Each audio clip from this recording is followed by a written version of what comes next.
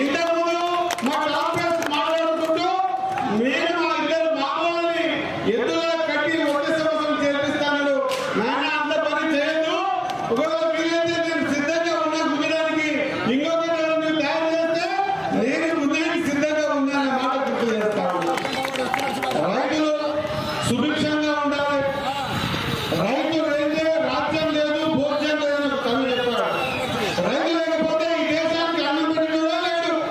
కాబట్టి అది రైతు సంతోషంగా జరుపుకునే ఈ కార్యక్రమానికి నేను చాలా సంవత్సరాల కింద చూస్తా ఉన్నా.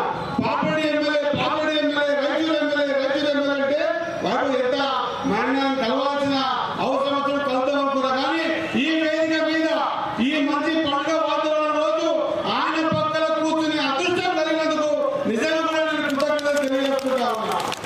వాడైనా ఖచ్చితంగా మీరు నిర్వహిస్తున్న కార్యక్రమానికి మా గురువులు చెప్పినట్టు వచ్చే సంవత్సరం 100% మన ప్రియతమ ముఖ్యమంత్రి రేవంత్ రెడ్డి గారిని కూడా ఆహ్వానం పొందే విధంగా నేను కృషి చేస్తాను తెలియజేస్తా ఉన్నా.